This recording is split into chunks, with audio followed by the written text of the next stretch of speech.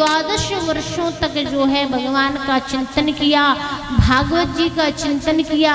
यहाँ वेद व्यास जी महाराज कथा को लिख रहे होते हैं, लेकिन यहाँ तो वेद व्यास जी लिख ही रहे हैं मात्र, लेकिन सुखदेव जी महाराज जो है इस कथा को अपने जीवन में उतार चुके हैं और भगवान का हरि का जो है गर्भगृह में चिंतन कर रहे हैं। आज 12 वर्षों के बाद आज पूज्य सुखदेव जी महाराज जी का प्राकट्य हुआ, अवतार धारण किया और आज पूज्य सुखदेव जी महाराज जो है प्राकट्य उत्सव के रूप में प्रकट होकर अवतार लेकर जो है वन को जाकर आज तपस्या करने लगे, भगवान का चिंतन करने लगे।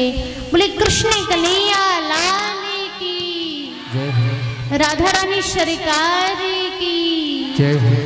आज राजा परीक्षित कहते हैं सुखदेव जी महाराज जी से कि हे महाराज, हे व्यास जी, आप मुझे सर्वप्रथम, आपको तो भगवान ने स्वयं दर्शन दिया है। आज जो है जिस भगवत भक्ति के लिए इस पृथ्वी लोक पर आपको जो है भेजा गया है, तो उस भगवत भक्ति का स्वरूप कैसा है, भगवान का स्वरूप कैसा है और भगवान किस अवतार में आकर दर्शन देते हैं और भगवान के गुण क्या है, भगवान कौन सा कार्य करते हैं, भगवान के विषय में आप मुझे बड़े विस्तार से बताइए।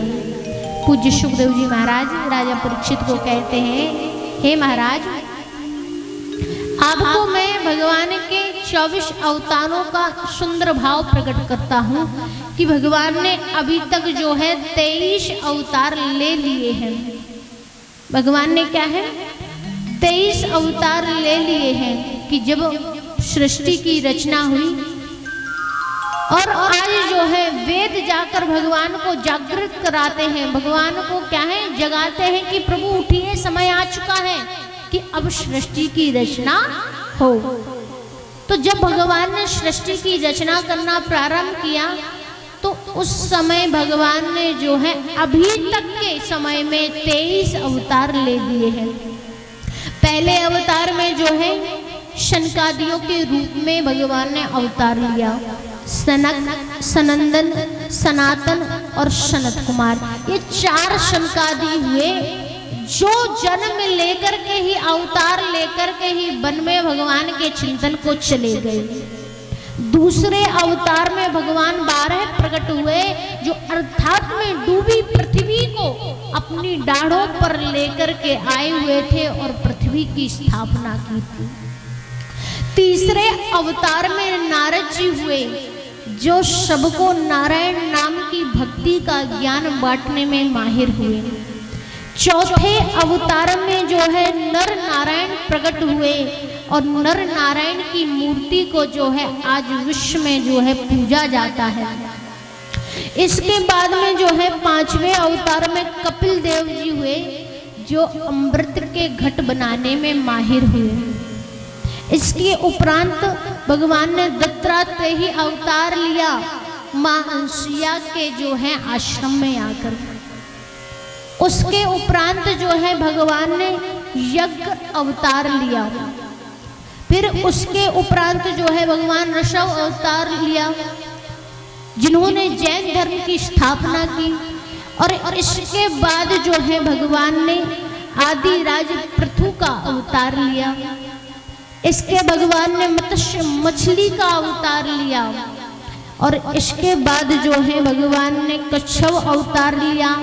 फिर भगवान ने धन्वंतरी अवतार लिया, भगवान मोहिनी अवतार में भी आए, भगवान ने नरसिंह अवतार लिया, भगवान 52 अवतार धारण करके आए। इसके उपरांत जो है भगवान श्री हरि विष्णु के रूप में आए। इसके उपरांत जो है भगवान परशुराम जी के रूप में अवतार लेकर आए। और महाराज भगवान परशुराम जी के बाद जो है वेद व्यास जी के रूप में अवतार लेकर आए। और आगे चलकर जो है भगवान श्री रामचंद्र सरकार मर्यादा पुरुषोत्तम श्री आज रामचंद्र सरकार के रूप में आए त्रेता के युग में। इसके उपरांत जो है बलराम के बलदाऊ जी के रूप में प्रभु ने अवतार लिया। इसके उपरांत जो है भगवान ने श्री कृष्ण अवतार लिया और कृष्ण अवतार के उपरांत भगवान ने हंस अवतार लिया और उसके उपरांत जो है भगवान ने श्री बुद्ध अवतार लिया और आखिरी अंतिम कल्कि अवतार जो आगे चलकर कलयुग के अंतिम चरण में भगवान अवतार लेंगे। अभी तक जो है केवल राजा परीक्षित भगवान ने जो है 23 अवतार ही लिए हैं। आगे चलकर जब अधर्म में अधिक से अधिक बढ़ जाएगा, पुण्य पाप जो है अंतर में इतना होगा कि पुण्य मात्र ये समझिए कि बूंद है, एक जल की बूंद है और एक धारा के समान जो है पाप इस पृथ्वी पर बह रहा है। तब जो है कल्कि अवतार प्रभु धारण करेंगे और कलयुग का नाश करके जो है प्रलय होगी और प्रलय होकर पुनः सृष्टि का निर्माण होगा। यहाँ तक जो है अभी भगवान ने जो है रूपों के द्वारा अवतारों के द्वारा 23 अवतार ही धारण किए हैं। अब बात कही जाए कि अभी तक तो भगवान के रूपों के नाम अवतारों के नाम ही पता है, लेकिन अब बात आती है कि आपने प्रश्न किया कि भगवान के काम क्या है, भगवान बैठे बैठे करते क्या है। तो आपको बता दें कि भगवान के 3 कर्म हैं। सृष्टि की रचना करना अर्थात सृष्टि की उत्पत्ति करना, फिर उसका पालन करना और फिर उसका संहार करना। और ये तीनों कार्य जो है ब्रह्मा विष्णु महेश तीनों के लिए बराबर हिस्सों में बांटे गए हैं। भगवान सृष्टि की रचना तो कर देते हैं, लेकिन उस रचना का कार्य ब्रह्मा जी को सौंपा गया कि ब्रह्मा जी सृष्टि की रचना करेंगे। उसका पालन करने का दायित्व भगवान श्री हरि ने स्वयं ले रखा है कि इस सृष्टि का पालन मैं स्वयं करूंगा। और इसके संहार के लिए जो है भगवान भोलेनाथ को जो है इसका दायित्व सौंपा गया है। तो भगवान के कार्य क्या है? विश्व की उत्पत्ति करना, उसका पालन करना, उसका संहार करना। और जहां तक भगवान के गुणों की बात है तो आपको बता दें कि भगवान क्या है? दया निधान है, दया के सागर हैं। तो भगवान के गुणों में तो ऐश्वर्य, श्री अर्थात लक्ष्मी, धर्म, यश, सुख, ज्ञान, वैराग्य ये सभी इनके गुणों के अंतर्गत आते हैं। तो हे महाराज, आपके जितने भी प्रश्न थे, आपने जो प्रश्न किए कि भगवान के स्वरूप क्या है, भगवान के अवतार क्या है, भगवान क्या कार्य करते हैं, भगवान के गुण क्या हैं, आपको बता दिए हैं। लेकिन अब मैं आपको बताता हूं कि सृष्टि की रचना कैसे हुई। कि सर्वप्रथम जो है इस संसार में 3 लोक और 14 भवन हैं। ये 3 लोक कौन कौन से हैं? स्वर्गलोक अर्थात उच्च लोक, दूसरा भूलोक अर्थात मध्य लोक और तीसरा पाताल लोक, अधोलोक। ये 3 लोक हैं। पृथ्वी लोक कहा जाता है भूलोक को, स्वर्गलोक और पाताल लोक ये आपके ऊपर और नीचे हैं। ये 3 लोक जो हैं इस ब्रह्मांड में हैं। और इन्हीं 3 लोकों से 14 भवन हैं जो पृथ्वी के ऊपरी सतह में हैं और नीचे सतह में हैं। कि ऊपरी सतह में जो है सत, तप, जन, मह, ध्रुव, गौ, स्वर्ग, सिद्ध ये 7 लोक ऊपर की ओर हैं। और नीचे के जो लोक हैं अतल, वितल, सुतल, तलातल, महातल, रसातल और पाताल ये नीचे हैं। और इन्हीं 3 लोक 14 वनों से जो है आज सभी वेद मिलकर जो है भगवान नारायण को उठाते हैं, जागृत कराते हैं। वेदों के मंत्रों की ध्वनि जो है भगवान नारायण के कानों तक पहुंचाते हैं। सभी वेद मिलकर जो हैं आज भगवान को घोर निद्रा से जगा रहे हैं कि प्रभु अब समय आ चुका है, उठिए और उठ कर के जो है इस संसार की सृष्टि की रचना कीजिए।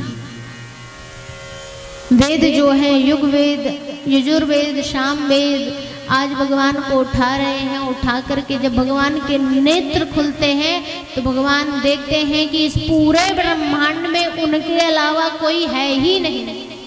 और आपको एक बात बता देना कि जिनकी रचना भगवान ने की हो उनके बारे में तो सबको पता है, लेकिन वेद एक ऐसे ग्रंथ हैं, ऐसे शास्त्र हैं जिनकी रचना जो है, वेदों की रचना कभी किसी ने की नहीं है। वेदों की रचना जो है उन्होंने स्वयं ही की है। वेद स्वयं ही प्रगटे हैं। जब इस भूलोक में, भवलोक में, सुतल लोक में, अतल वितल लोक में कोई कहीं नहीं था, तो इस पूरे ब्रह्मांड में मात्र वेद ही थे जिन्होंने जो है भगवान को उठाया, भगवान को जागृत कराया निद्रा से कि प्रभु उठो, समय आ गया है कि अब सृष्टि की रचना हो। भगवान ने देखा आसपास चारों ओर कोई है ही नहीं पूरे ब्रह्मांड में। भगवान चिंतन करने लगे। चिंतन करते करते जो है उनकी नाभि से एक कमल उत्पन्न हुआ और उस कमल से ब्रह्मा जी उत्पन्न हुए। ब्रह्मा जी ने जब अपने नेत्रों को खोला तो देखा आसपास कोई नहीं है। दूर दूर तक मात्र जो है एक नारायण नाम का उच्चारण सुनाई दे रहा था। उस नारायण नारायण का चिंतन ब्रह्मा जी करने लगे। फिर उसके बाद जो है आज भगवान ने, नारायण ने दर्शन दिए। प्रथम पुरुष अवतार में विष्णु जी ने अवतार लिया और द्वितीय पुरुष अवतार में ब्रह्मा जी ने जो है अवतार लिया। भगवान की नाभि से कमल उत्पन्न हुआ। ब्रह्मा जी को भगवान ने कहा कि जाओ सृष्टि की रचना करो। भगवान ने सृष्टि की रचना करने का जब चिंतन किया तो सर्वप्रथम मन से विचार किया। जब मन से विचार करना प्रारंभ किया तो ब्रह्मा जी के मन से जो है शनकादि ऋषिवर अवतार लिए। शनकादि ऋषिवरों से कहा कि जाओ पुत्र, जाकर के सृष्टि की रचना का काम करो।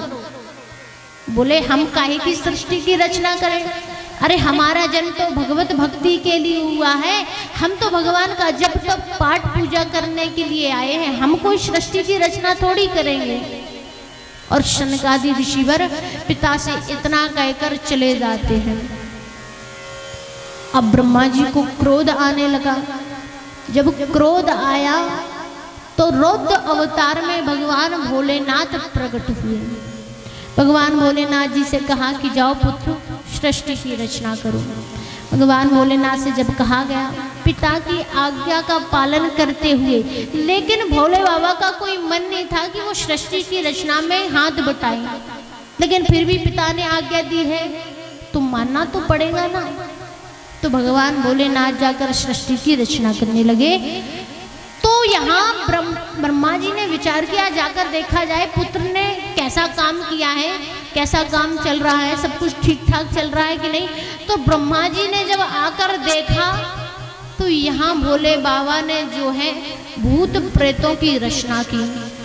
किसी का सिर नहीं है, किसी की आंखें नहीं है, किसी का तो पूरा शरीर ही नहीं है, मात्र मुंड ही दिखाई दे रहा है। किसी के हाथ पैर दिखाई दे रहे हैं, बीच का शरीर ही पूरा कंकाल ही गायब है। उल्टे पुल्टे जब संरचना को देखा और ब्रह्मा जी मूर्छित हुए। ब्रह्मा जी ने जो है भोले बाबा को कैलाश पर्वत पर भूतों सहित भेज दिया कि भैया ये तुम्हारा काम नहीं है, तुम तो जाओ भगवान का संकीर्तन करो, भगवान का चिंतन करो और इन भूत प्रेतों को भी अपने साथ ले जाओ। तो ये किनकी रचना है? भगवान भोलेनाथ की रचना। काम नहीं था, लेकिन काम में मन भी ना था, लेकिन पिता की आज्ञा का पालन भी करना था। तो ये वो व्यक्ति होते हैं जो काम तो करना नहीं चाहते, लेकिन पिता की आज्ञा का पालन यानी उनका उल्लंघन भी नहीं करना चाहते, करते भी हैं और कर काम को जो है बिगाड़ते भी हैं। तो भगवान भोलेनाथ ने भी कुछ ऐसा ही काम किया। पिता की आज्ञा का पालन तो किया, लेकिन रचना जो है ठीक ठाक नहीं की। अब जो है भगवान ने, ब्रह्मा जी ने विचार किया क्या किया जाए, क्या किया जाए। तो इतने में ही जो है ब्रह्मा जी ने अपने पूरे शरीर से जो है संरचना करना प्रारंभ की। कि सर्वप्रथम मन से मरीचि जी को उत्पन्न किया।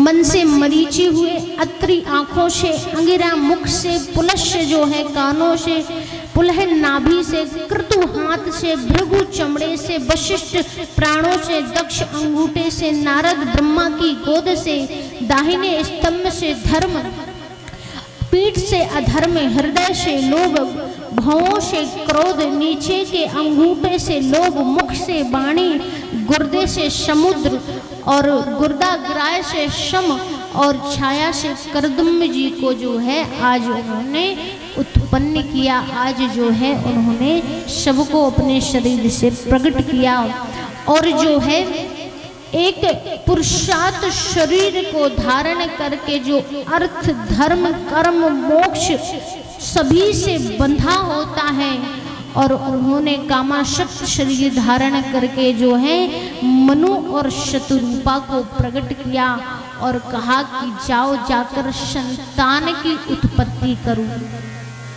उस समय मनु और शतरूपा ने रहने के लिए स्थान मांगा कि रहेंगे कहाँ, तो भगवान ने जो है इतना विचार कर ही रहे थे कि आखिर रहेंगे कहाँ, रहेंगे कहाँ।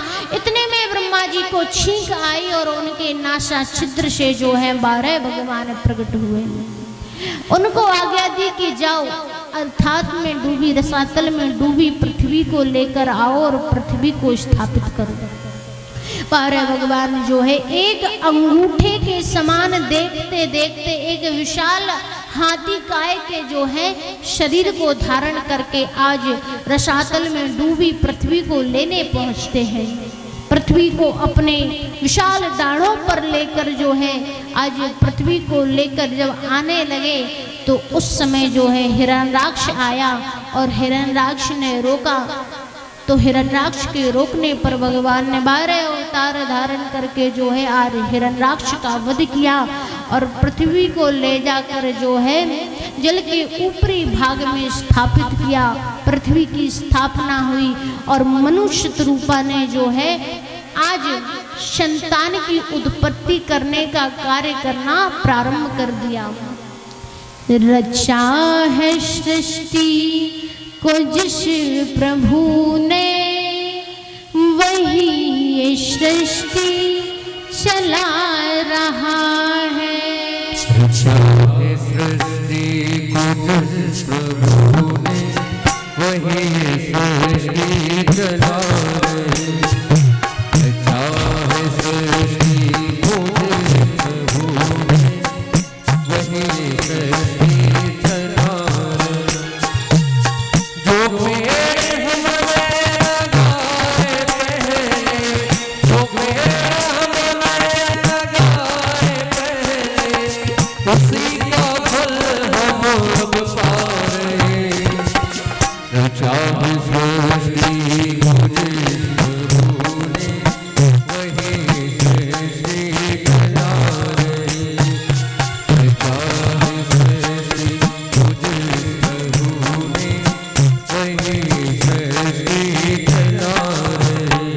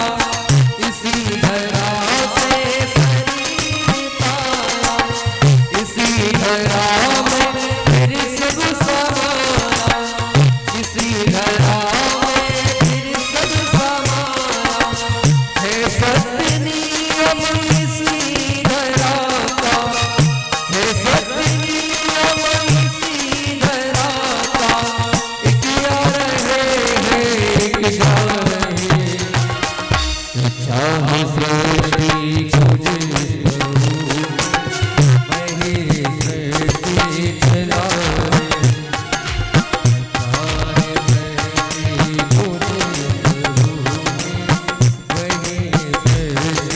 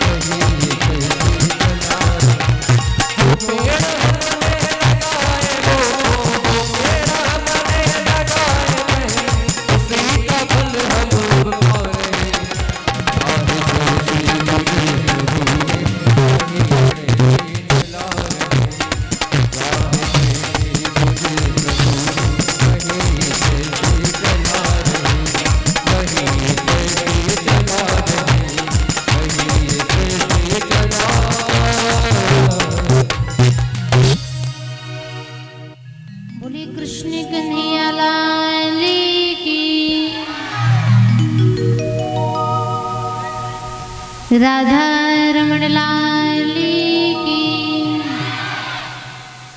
आज जो है मनु और शत्रुपा के रहने के लिए आज भगवान ने पृथ्वी का स्थान दिया और कहा कि जाओ जाकर के संतान का जो है प्राकट करना प्रारंभ करो।